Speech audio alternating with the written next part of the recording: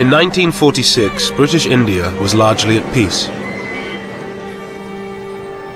On the surface, there was communal harmony between Hindus, Muslims and Sikhs.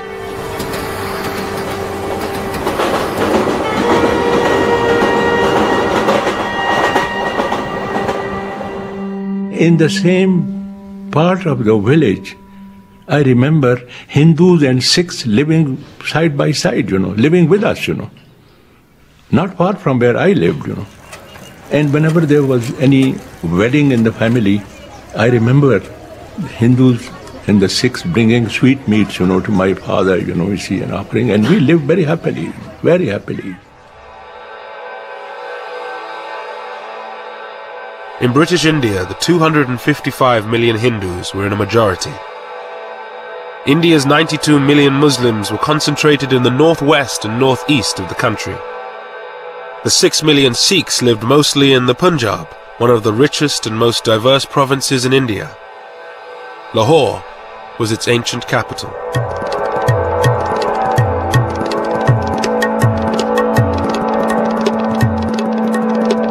Lahore was one of the most cosmopolitan cities in the country, a center for education and fashion.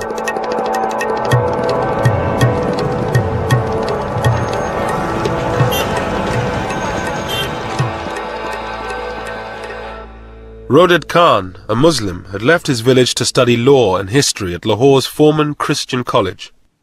Lahore took my breath away, It was a different city, and it was a different world.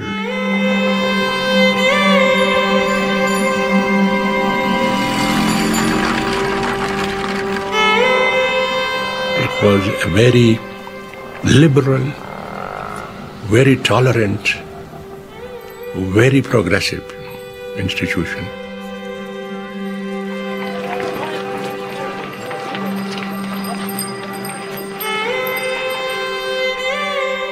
At the same time, Somanand, a Hindu, was in his final year of school in one of Lahore's fashionable suburbs. The fashions in Lahore became popular all over Punjab, not only in Punjab but in northern India.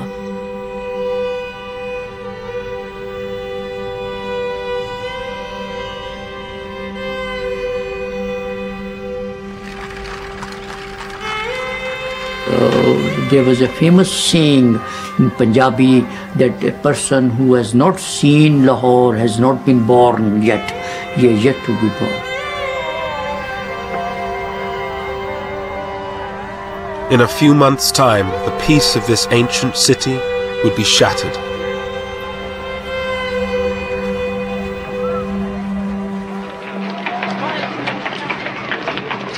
For nearly 200 years, Britain ruled over India's 380 million people.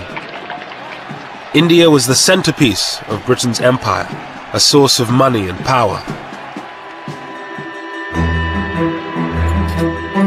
For the British who were stationed there, life had changed little in decades.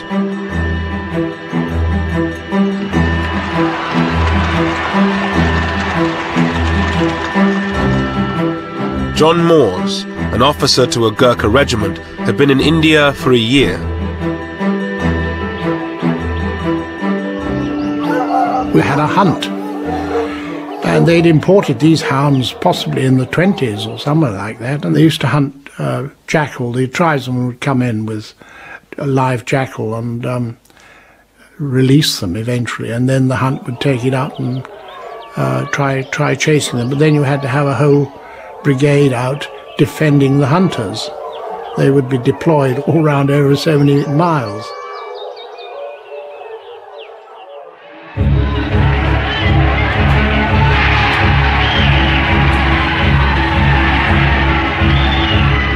For decades, Indians had fought to rid themselves of British rule. The independence movement had been kept in check by ruthless military force. But by 1946, everything had changed. World War II had left Britain bankrupt. Mr. Moores and the other British troops knew that they would be the last. We knew that having come through a very expensive world war, that the cost of maintaining an army in India following the Far East War, we realised that this couldn't be paid for. The taxpayer, England was in a bad state, particularly 46, 47, financially.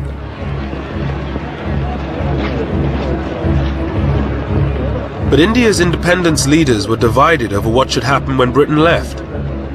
The Indian National Congress, under its leaders Pandit Nehru and Mahatma Gandhi, demanded a single state where all religions would live side by side. But many Muslims feared living under a Hindu majority.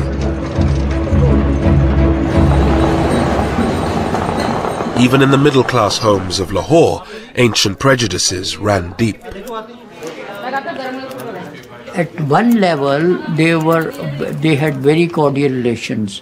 Our Muslim neighbors were very good. They helped us, we helped them. But see, Hindus had a curious inhibitions.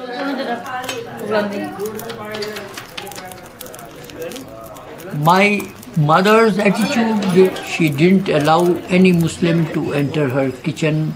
Any cooked thing from a Muslim home was not allowed to enter the kitchen. When she was eating, she would not allow her Muslim neighbors, the lady, to touch her. So such inhibitions and customs, they kept us apart. In Lahore's old city, Muslims were forbidden from drinking from the same taps as Hindus. Zahur Uddin, a Muslim, was a champion wrestler from the old city. बाकी असी लोग जाके लगले जांदे पानी पींदे सा ना वो छबील तो पानी गिलास ही कुछ ही सानी सन पियांदे वो ऐसा पानी भी नहीं सन पियांदे उन्होंने एक एडी एडी लम्मी नौजल रखी सी लोहे दी वो इत्थों फड़दे सन ते जिथे तुसीं बैठे हो ना उत्थों तक नौजल हुंदी सी इत्थों पानी पांदा सी ते असीं ऐसा पानी पींदे सा वो छूत तो भी सानू छूत समझदा सी Hindu. The Muslims were not getting enough jobs, education, they were not so educated. They envied Hindus who had the best of jobs, and they always wanted. That's why the slogan of a Muslim homeland became very popular among the Muslims.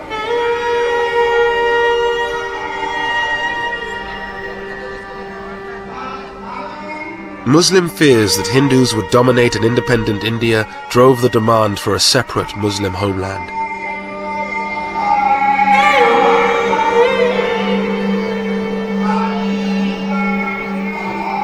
It was championed principally by one man, a 70-year-old British-educated barrister, Muhammad Ali Jinnah. His Muslim League demanded the division of India into two, one country for the Hindus and Sikhs and another for the Muslims. Once the British leave, and there will be a democratic form of government, you see, But in a democratic form of government, the Hindus will always be in a majority, and the Muslim will always be in a minority. We have no chance. Our minority will never be transformed into a majority, And the Hindu majority will always remain a permanent majority. Therefore, we have no chance. Pandit Nehru, the leader of Congress, toured the country arguing the case for a united India. The whole idea that India should be divided was based on a fantastic notion that religion constitutes nationality. Nayantara Sehgal lived with her uncle Pandit Nehru. While I was growing up, the entire national movement, which had cut across religion, region, caste, class, sex, it had been a truly unifying experience. So for a person like me, it was an absurd idea that India should be divided. It made no sense of any kind.